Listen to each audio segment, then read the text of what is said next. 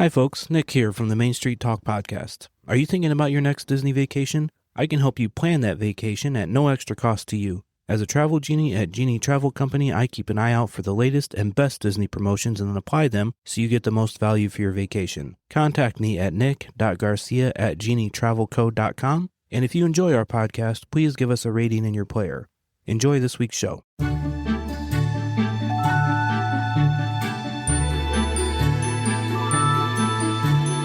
Hello, everybody. Welcome to this week's episode of the Main Street Talk podcast, your go-to podcast for all things Walt Disney World related, all the news, updates, and the tips and tricks. I'm your host, Nick, and as always with me is Joni. Hi, everyone. So today's interesting at Disney World. Today is February 1st. Happy February, everybody. Mm-hmm. We made it through January. Mm-hmm. We're getting closer to spring. This has to do with cold weather. Disney is literally freezing today. They had cold weather warnings last night. It's been cold there for a few days. Water parks have been closing. I saw pictures today of the fountains in Epcot in the France area, completely frozen, ice. Well, there was running water, but also a lot of icicles hanging off of it. Are you kidding me? I looked at the weather last night, and when I looked, it was about 10 o'clock our time, so 11 o'clock their time. It was, I think, 30 degrees with a 19 wind chill. Oh, my sakes.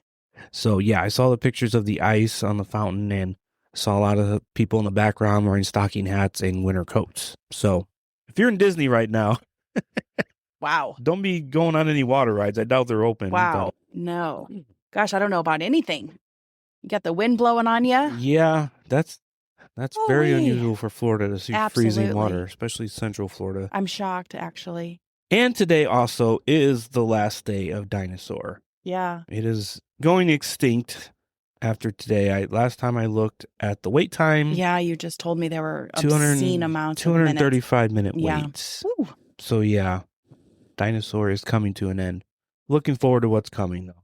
And also I wanted to mention Disney Cruise Line dropped a pretty big deal for Disney Cruise. I just wanted to mention that. You get 20% off voyage fare on select spring and summer sailings in 2026 on the Wish and the Dream. Mm-hmm. Plus a $250 onboard credit.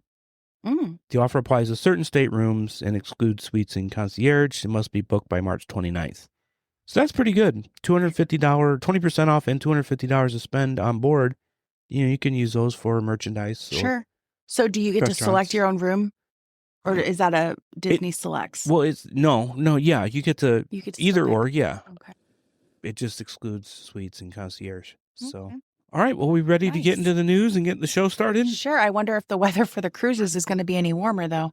I don't know. That's pretty crazy. That is. You don't see freezing, like I said, freezing water in Central Florida is pretty rare. Mm-hmm. Okay.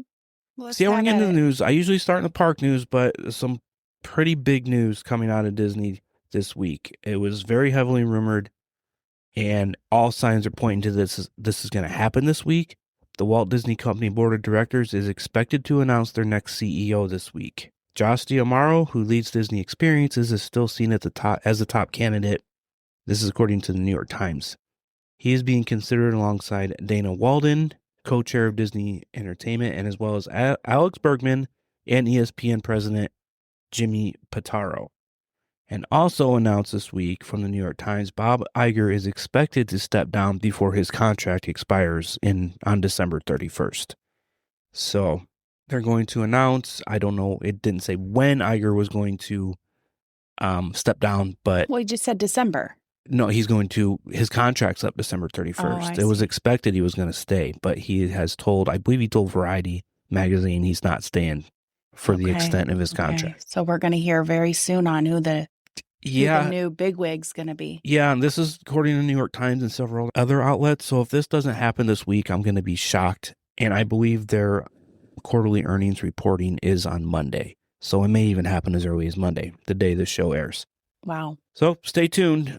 And Josh D'Amaro, we know he is the head of the parks and everything. Yeah. So that could mean a lot for the parks. Yeah. Because, he may have had ideas during his time as the head of the parks and just got turned down by Bob Iger because he didn't want to spend the money.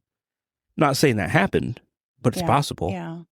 So what was Bob Iger's main focus? The CEO is, CEO has to everything. Entertainment, because I know a movies, lot parks, of new ships. ships came out. Boom, boom, boom. Yeah. And he said they were investing more money into the cruise lines. Mm-hmm. But yeah, that's, they're over. Disney's an entertainment company with parks and cruise ships. So there's a lot of moving parts. Sure. So anyway, keep an eye out for that. Could be as soon as Monday, today, the day the show airs. All right, let's get into the park news. Okay, let's do it. Work has begun on the Cinderella Castle repainting project at Magic Kingdom. The project is supposed to be done by the end of the year. And due to this, Happily Ever After, the fireworks show, has been slightly modified due to the repainting project. The fireworks, pyrotechnics, and projections are all still there. However, the show is currently not using the lasers. And your favorite ride, Space Mountain. Briefly tested single rider queue on Tuesday, January 27th, and cast members have said that more tests are likely to be coming in the next days and weeks, depending on crowd levels. So, sounds like they might be thinking about putting a single rider lane there. Oh. And the Disney Starlight Parade went down to one parade per night. It's going back to 2 starting February 12th. They did it so far this year, I think, because of lower crowds. So, starting February 12th, they should get that back up to 2. And a document filed by Disney with the Florida Department of Environmental Protection reveals the potential outlines of buildings for the car's Piston Peak area and Disney Villains Land. The Piston Peak area will replace most of the current Rivers of America and Tom Sawyer Island, and the Villains Land will be built north of Big Thunder Mountain Railroad and the Haunted Mansion. It's going to use a lot of space that is currently backstage. That is not in use now. Saw an overhead of it. A couple of the buildings are pretty big. The sketches they're having, architecture. That's it for Magic Kingdom. Okay. Epcot. Yeah. Frozen Ever After is now closed. Is now technically frozen? It's not. Frozen is frozen. But it is closed. They are updating the audio animatronics of Anna, Elsa, and Kristoff. It's expected to reopen in February, but there has been no exact date. I looked on the website earlier today, and it's nothing. Now, I don't recall if you had said previously in another show, what exactly are they doing to these? Are they making them move more smoothly, or are they just changing out? Yeah, that was a big controversy. They have the projection faces. I think they're getting rid of that. Okay.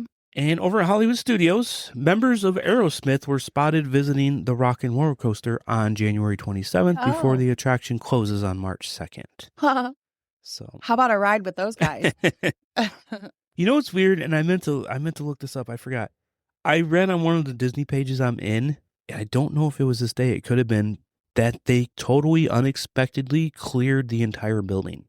Like the ride queue and everything. So that they could ride. It ride. may have been that. I don't know if it coincided with that date. I should have looked. Oh, they should have let people ride with them. Yeah.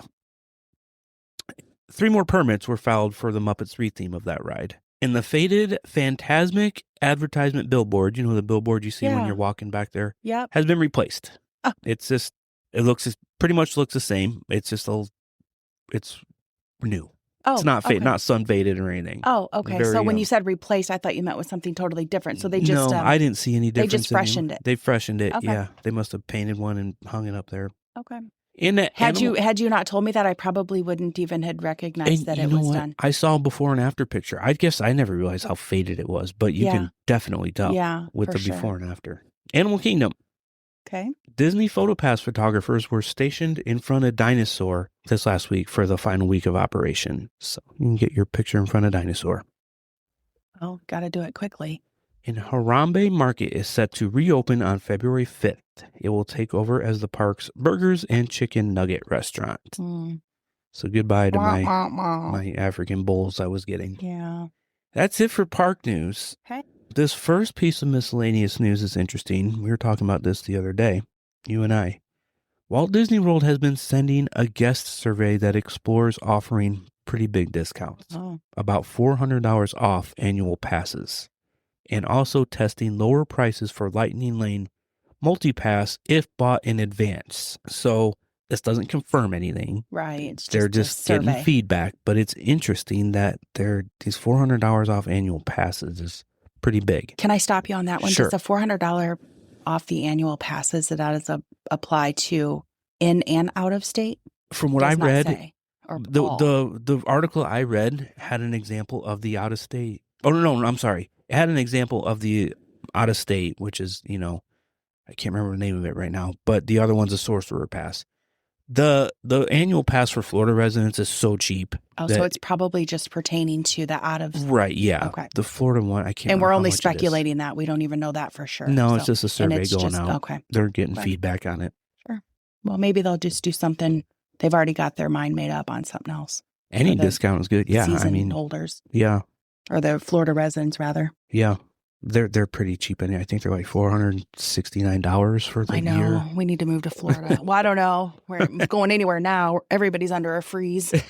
And Walt Disney World has sent cease and desist letters to several unauthorized third-party businesses who operate at the resort.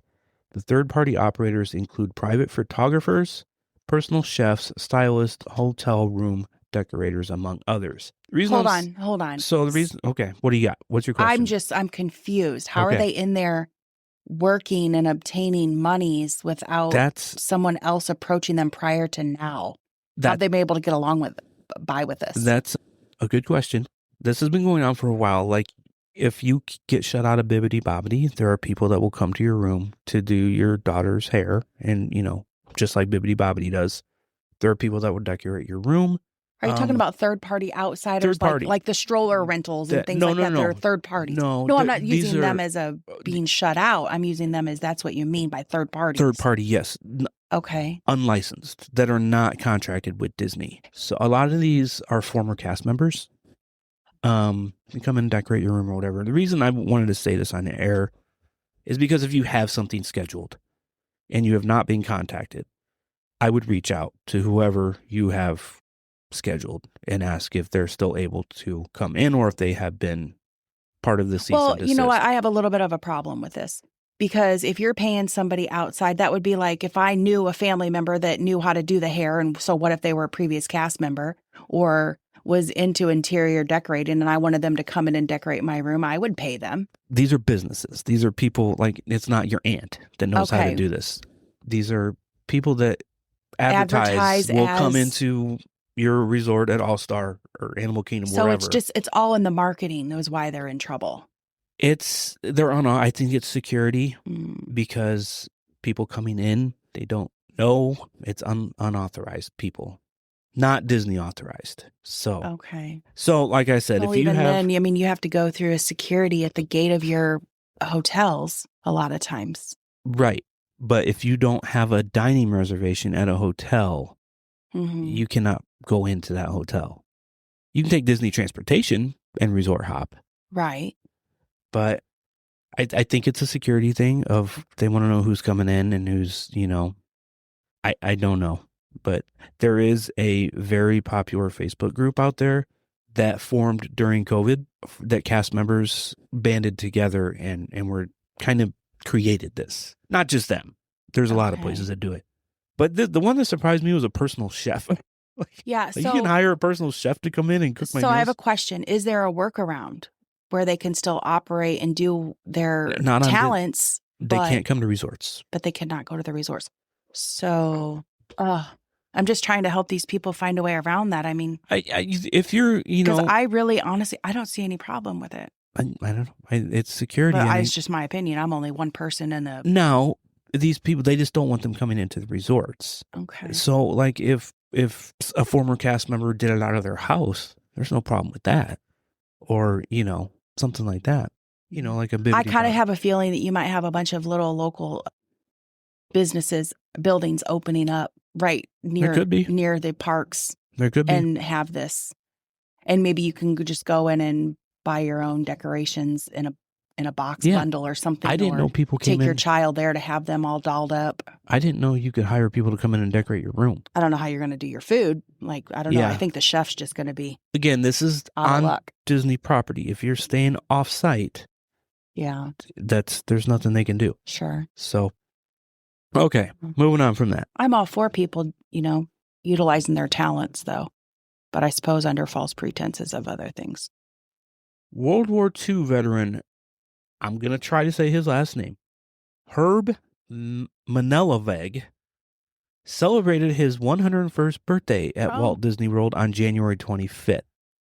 Disney honored him with a special flag retreat ceremony at Magic Kingdom. That is wonderful. Yeah, I saw pictures. He was smiling. I bet. We just talked about how you get selected for the flag retreat just a couple shows ago. Yep. And D23 Gold members will have the opportunity to view the Muppet Show special a day early through an advanced screening. The Muppet Show will premiere on Disney Plus and ABC on February 4th. However, D23 Gold members will have access to an early screening of the special on Tuesday, February 3rd at 9 p.m. Eastern Time through D23 Gold Theater. What is the D23 dates? I don't know when the D23 events are this year. But we're Gold members. We can watch this a day early if you wanted to. That's all. That's it for the news. Well, yeah, why not? Yeah. Let's do. I totally forgot to mention, we are adding a new segment to our show. Oh, yeah. We are going to start doing This Week in Disney History. I totally forgot to mention this at the beginning. Okay. You could have left it as a surprise when you did it and opened it up. So. It's going to come after the Spotlight on Attraction and before the movie. But I'm excited about that. Get some Disney history and learn some information. Yeah. Okay, that's all I have for news. I know that was a little news heavy. The big thing, I think, being the CEO being announced. Yeah, lots of good stuff. Okay, let's go on to Spotlight on Attraction. Okay, today we are going to talk about Spaceship Earth. So this ride at a height of 180 feet and a max speed of 1.24 miles per hour. Hold on to your seats, everybody. You take a slow-moving indoor Omnimover ride that is located inside the iconic geosphere as you travel through the history of human communications from the Stone Age to the computer age.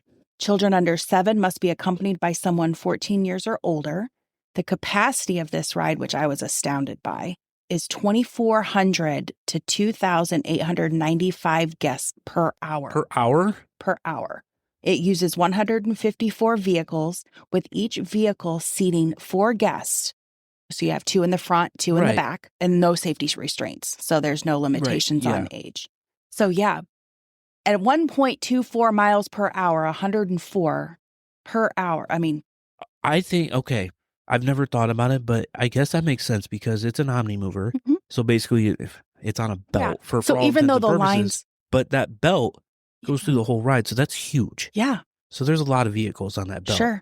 Yeah. Okay. And even if the lines look intimidating, with that, it moves with that many people, getting shuffled through. It's not long at all. So the vehicle rotates to travel backwards during the second half of the ride.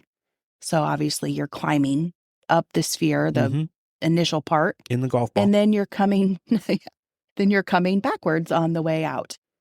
It is a tier 2 lightning lane. The accessibility is that you must be able to transfer to a wheelchair and then from the wheelchair to the ride vehicle. So there's not an access where they can just hook you on being the Omnimover. So you also have the availability for audio description and handheld captioning. And this is quite interesting. Service animals are also permitted with caution. I can take my dog? You don't have a dog. Let's talk about that after the show because I want a dog. The entire ride is about 15 minutes, and it is an Epcot opening day attraction of October 1, 1982. This also, those who are this is just a little bit of side information. Those who are uncomfortable in dark enclosed spaces should not ride. And then once you're on the ride and then you enter into the present day, you'll have a chance to design a kind of future that you want using the touch screen inside your vehicle. You just answer a few brief questions and get ready to see what your tomorrow looks like. While there's no actual action photo, at that time you will have your photograph taken. Yes. And it's quite comical. It is funny. You'll be able to see where your face is positioned on the screen to make sure you're in it, because we have some that are not. This ride is Epcot's flagship attraction and the signature symbol to the park.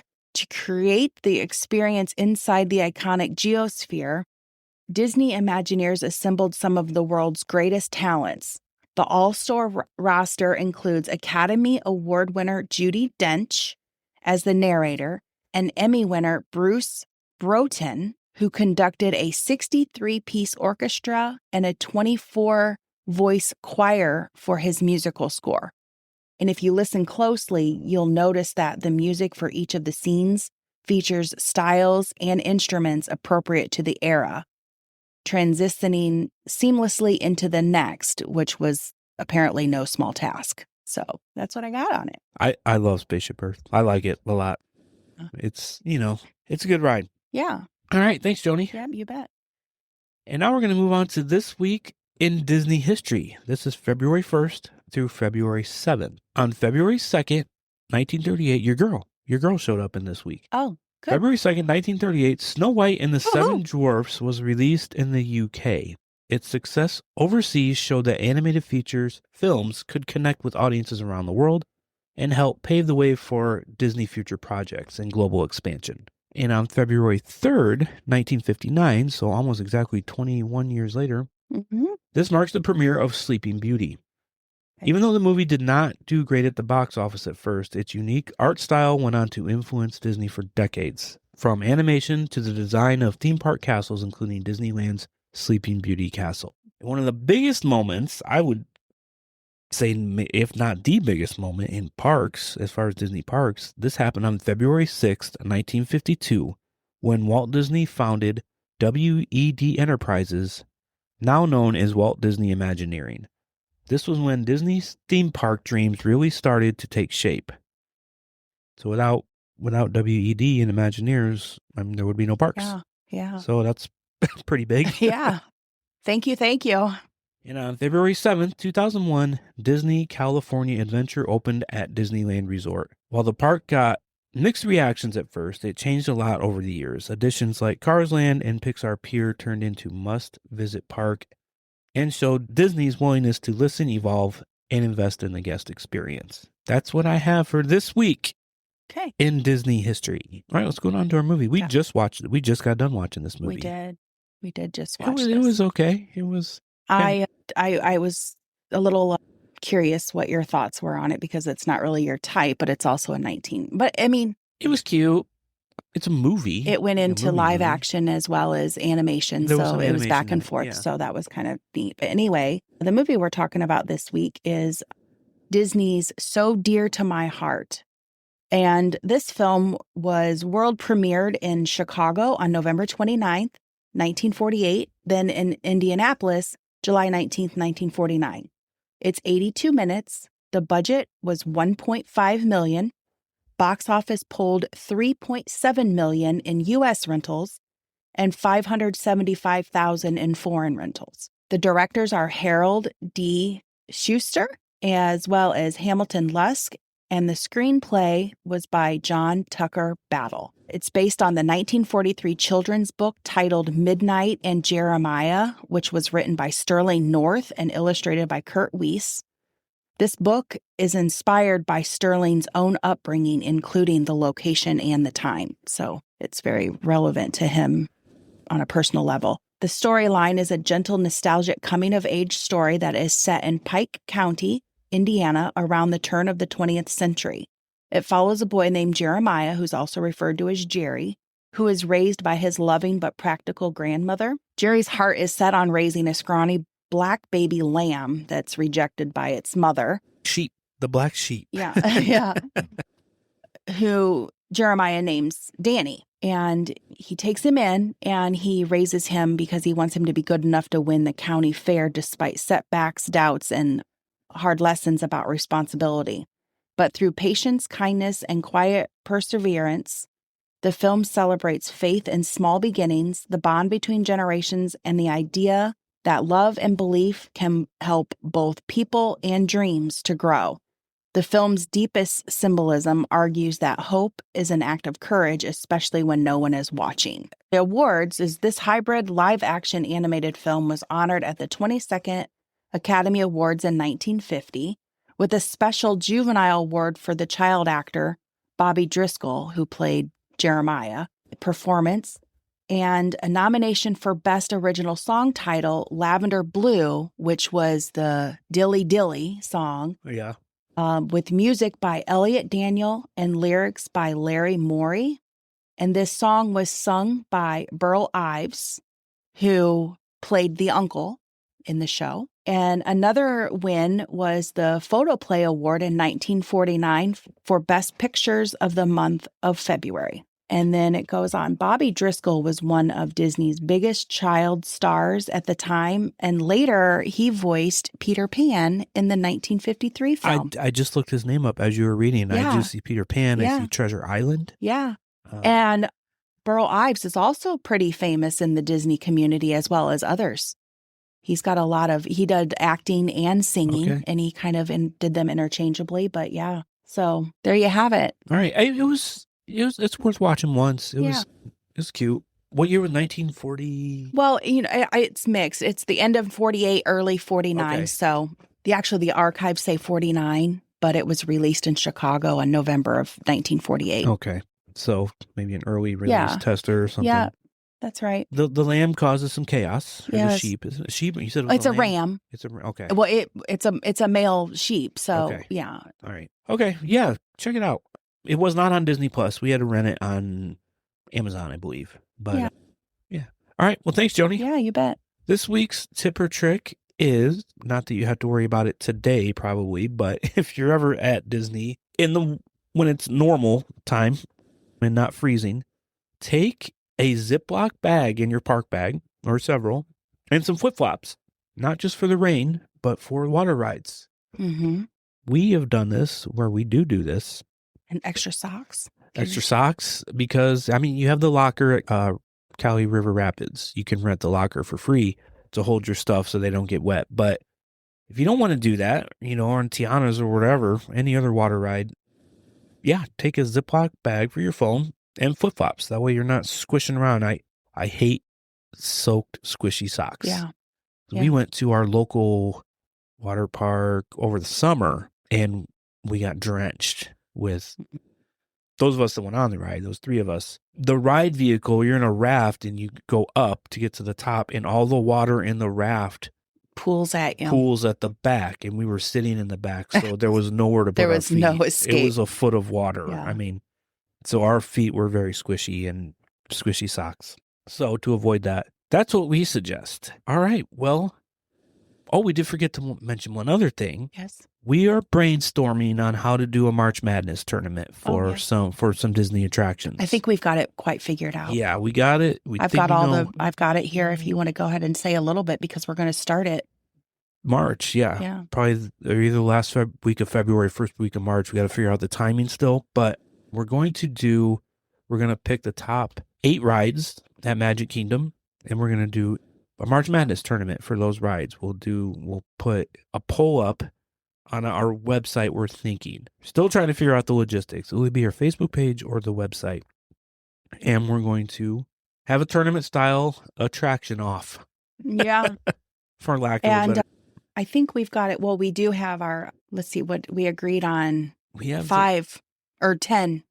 So it'll go on for, so we have 10 rides. 10 rides, but I don't know how we're going to make 10 rides work, because of a bracket style. It's going to have to be multiples of 4. So I think we're going to have to do 8 or 16. We're still figuring out the logistics of it. So anyways, that will start the last week of February or the first week of March, depending on the timing. Like I said, anything else to add? Well, I think we can narrow this down maybe as just if we can do some sort of a calculation of the most popular ride, like pick a year or something, like this past year, most popular ride to eliminate 2.